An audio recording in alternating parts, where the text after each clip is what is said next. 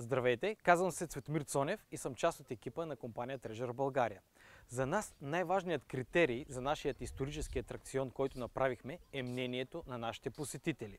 И заради това ние днес ще ги попитаме да съпоставят исторически атракцион с други исторически обекти в България.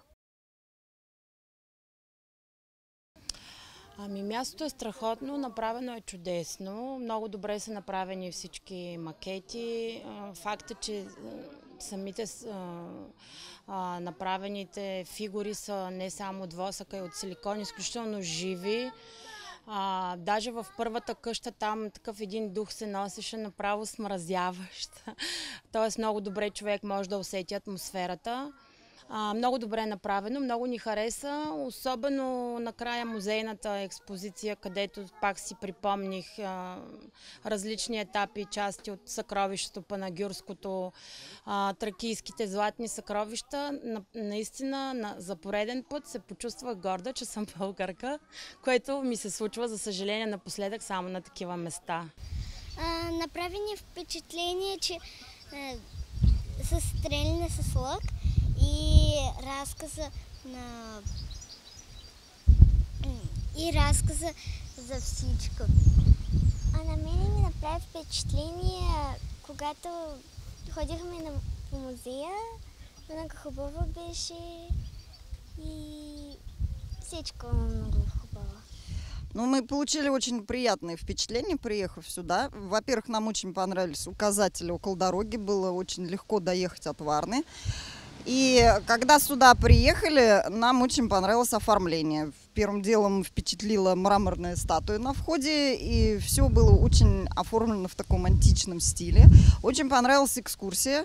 Она была проведена, хотя для нас на болгарском, но нам было абсолютно все понятно и было очень интересно. Детей больше всего впечатлила стрельба из лука. Мы купили специальную промоцию и получили бесконечное количество стрельбы из лука. И мы провели, наверное, минут 20, стреляя. Дети по очереди стреляли из лука, и у нас ушло на это 20 минут. Нам все очень понравилось. Да, я согласен с женой. Экскурсия прошла очень хорошо, то есть экскурсовод, видно, с сознанием дела и с большим желанием, с большим опытом. И, то есть вот как будто он, да, активно, как будто он сам участвовал в этих сражениях, да, как будто он сам глиняные кувшины делал, потом их расписывал, да, и как будто вместе с шаманом духи отгонял от местных жителей, от древних. То есть, ну, очень понравилось, да, и человек, вот, который создал это античное селище, он, видимо, свою душу вложил сюда. Да, очень интересно. Да, мы друзьям, знакомым тоже посоветуем сюда съездить. И детям очень интересно и познавательно. Това е едно наистина на уникално място, където човек се потапя в атмосферата на години, така ни връща назад. Нещо, което никъде другаде в България не може да се види и за което имате страхотни поздравления за това, че сте инициирали и сте направили такова нещо. Трябва да има наистина много по-голяма разгласа. Поне ние ще се постараеме на всички наши приятели да разкажем за това незабравимо преживяване. На теб хареса ли ти? Да. Какво ти хареса? Искам да го държа. Му кажи какво ти хареса. Всичкото. Всичкото ти хареса? Да, всичкото. Това, че се виждат на едно място събрани части от различни съкровища, също е много хубаво, защото можеш така да видиш много неща събрани на едно място, но проектът наистина е уникален и си заслужава. Много е хубаво и картините, които са нарисувани, защото наистина се вижда как такива градове, които ние не можем и да си представим как са изглеждали, а това е много голямо богатство. Когато сме пътували в чужбина, примерно в Рим, има точно такива възстановки, които са направени, които са изключително ценни. И такова нещо сега, поне единствено на Плиска, сме виждали такава 3D реконструкция направена, така че това наистина са страхотни неща. Най-голямо впечатление ни направи восъчните фигури. Те восъчни ли, силиконови или какви са, не знам, но много добра изработка. Добре е подредено. Музейчето също много хубаво. Мога само хубави работи да кажа за тук. Очаровани сме от това, което видяхме. На мен най-много ми харесаха восъчните фигури, защото като живи хора и имаме чувство, че всеки момент или ще помръднат, или ще мигнат, или нещо ще направят.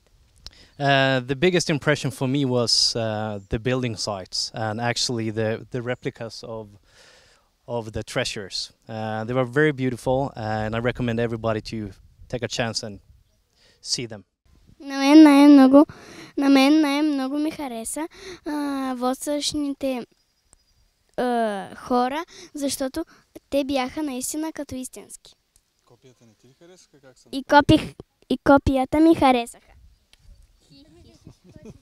Да, добре е, защото може човек да го види наживо как е било преди толкова време, а не да гледа някакви камъни и да си представя. Само ние сме свикнали общо взето да ги гледаме нещата, да ги пипнеш, да ги видиш. Така че добре, общо взето като идея и като изпълнение още повече. Да, най-различни обекти в цялата страна, да не ги изброявам. Повечето хора, които се интересуват от това, ги знаят. Различни гробници и в Свещари, и по Черноморието, и в други части на страната, планини и други региони. Мисля, че нашата страна, спокойно мога да кажа, нали, това е личното ми мнение, че ние сме много по... Тази приказка, където се изкопа и излиза нещо, се говореше за Рим. Според мен България като цяло има много повече такива места. Нет, я увидела вот рекламу и вот в первый раз решили мы выехать посмотреть, специально приехали. Да, ние всяко лято пътуваме, примерно ходили сме Плиска, Преслав, Мадара, въобще стараем се да посещаваме различни забележителности, но това наистина е уникално място. No, actually this is the first place I've seen that looks like this. I haven't seen a place that are built or anything like this. I've been around and seen a lot of different Bulgarian places or architectural sites, but nothing as beautiful as this. Ами в класация трудно бих го поставила. Всяко място си има своя дух, своя чар. Дори там, където примерно не е направено толкова модерно и съвременно, колкото е тук, също може да се усети духа. Мисля, че човек трябва да ги посети всичките и да реши за себе си къде се чувства най-добре и къде може, нали, да почувства този дух, т.е. да се съедини с тази сила, която извира от българските ни корени. Ами това отива някъде на челните места, защото примерно една Плиска е голямо разочарование. Там, освен, ако не е базиликата, просто нищо повече. Една юрта вътре има и някакви си камъни, от които човек много трудно може да добие представа. Добре, че в историческия музей са направили тези 3D проекти, които да разбереш нещо, докато тук нещата са много по-реални, много по-истински. Това е в някаква степен прилича с етъра, където обаче вече говорим за различни епохи, различно време, но пак по същия начин може да добиеш реална представа за нещата. Така че това е едно страхотно начинание, за което ви поздравяваме и ви благодарим. Чухте мнението на нашите посетители и нашите гости, на малки и на големи. Затова е най-добре сами да се убедите в това, което те казват. Заповядайте в исторически атракцион и се докоснете до една история, до една епоха, където може да видите и да разгледате целия бит и култура. Заповядайте. Благодаря ви.